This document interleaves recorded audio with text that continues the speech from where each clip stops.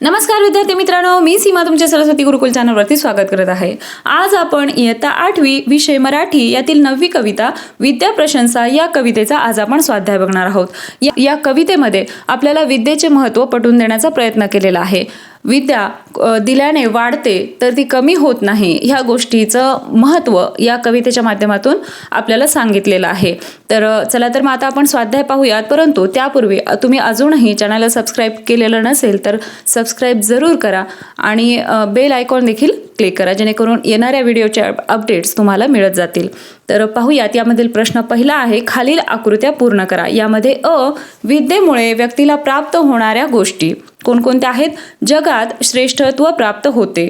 2 सदैव कल्याणकारी असते। 3 मनोरथ पूर्ण होतात आणि 4 गुरुप्रमाणे उपदेश मिळतो। कवीच्या मते विद्येची वैशिष्ट्य कोणकोणती आहेत? अद्भुत गुण असलेले धन आहे।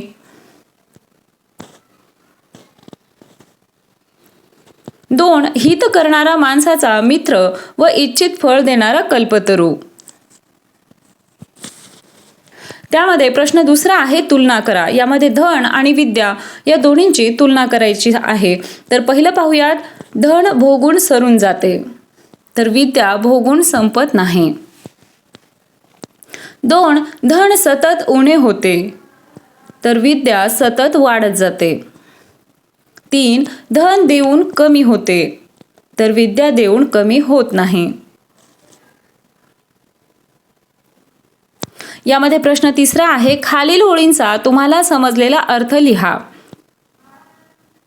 त्यामध्ये त्या ओळी आहेत, नानाविध रत्नांची कनकांची असती भूषणे फार, परी विद्यासम एकही शोभादायक नसे अलंकार। तर याचा अर्थ पाहूया, आपण माणसे निरनिराळ्या रत्नांचे व सोन्याचे अनेक अलंकार धारण करतो। ही शरीराला सजवणारी भूषणे आहेत। हे अलंकार जीर्ण होतात किंवा तुटून जातात, पण विद्या किंवा ज्ञान हा असा शोभादायक अलंकार आहे की जो अक्षय रूपाने तुमच्या मनात वसतो।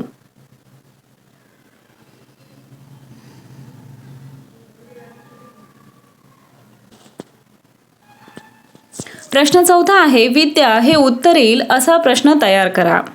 तर असे अनेक प्रश्न तयार होऊ शकतात, परंतु या ठिकाणी आपण काही प्रश्न दिलेले आहेत ते पाहूयात। जिने माणसाला श्रेष्ठत्व लाभते ती गोष्ट कोणती?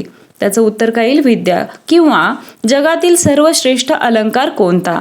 तर याचं उत्तर येईल विद्या। तर या दोन्हीपैकी कुठलाही प्रश्न तुम्ही घेऊ शकता। प्रश्न 5वा आहे, तुमच्या शब्दात स्पष्ट करा। त्यामध्ये कवीने वर्णन केलेले विद्येचे महत्त्व। उत्तर पाहूयात, विद्या प्रशंसा या कवितेत कवीने विद्या गुरुसारखी उपदेश करते असे म्हटले आहे।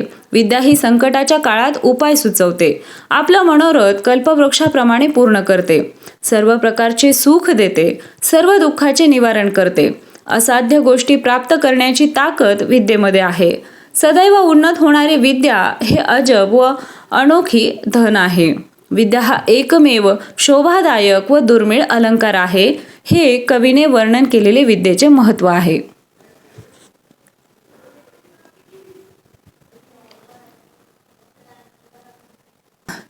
त्यानंतर आहे त्या विद्या देवी ते अनन्य भावे सदा भजाभारी या ओळीचा सरळ अर्थ। उत्तर पाहूयात, विद्या प्रशंसा या कवितेमध्ये कवी कृष्णशास्त्री चिपळूणकर यांनी विद्येची थोरवी वर्णन केलेली आहे। विद्या ही माणसाला प्रतिष्ठा व श्रेष्ठत्व प्राप्त करून देणारी देवी आहे। सदैव सुखकारक असलेल्या विद्यादेवीची पूजा व आराधना मनोभावे करावी, नेहमी विद्यादेवीला हृदयापासून भजावे असा उपदेश कवींनी जनांना या ओळीत केलेला आहे।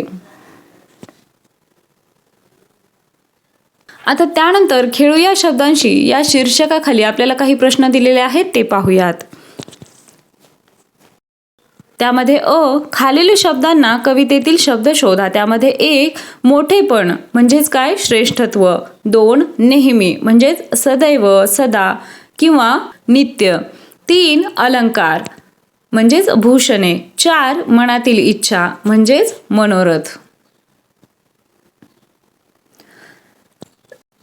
त्यानंतर आहे आ, खालील शब्दांचे प्रत्येकी 5 समानार्थी शब्द लिहा.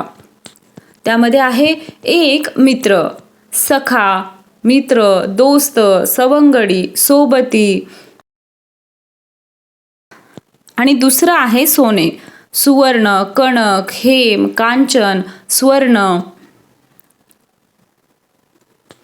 आलं लक्षात? आशा आहे तुम्हाला सर्व प्रश्नांची उत्तरे समजली असतील. हा व्हिडिओ तुम्हाला कसा वाटला ते कमेंट करून नक्की सांगा. व्हिडिओ आवडला असेल तर व्हिडिओला लाईक करा, तुमच्या मित्रांना हा व्हिडिओ शेअर करा आणि सर्वात महत्त्वाचं म्हणजे चॅनलला सबस्क्राईब करा. आपल्या चॅनलवरती सर्व विषयांच्या स्वाध्यायाचे व्हिडिओ अपलोड झालेले आहेत. त्याचबरोबर आपल्या चॅनलवरती विविध विषयांची भाषणे, निबंधलेखन, पत्रलेखन यांचे देखील व्हिडिओ अपलोड झालेले आहेत. तेही तुम्ही नक्की चेक करा. भेटूया पुढच्या व्हिडिओमध्ये. तोपर्यंत धन्यवाद.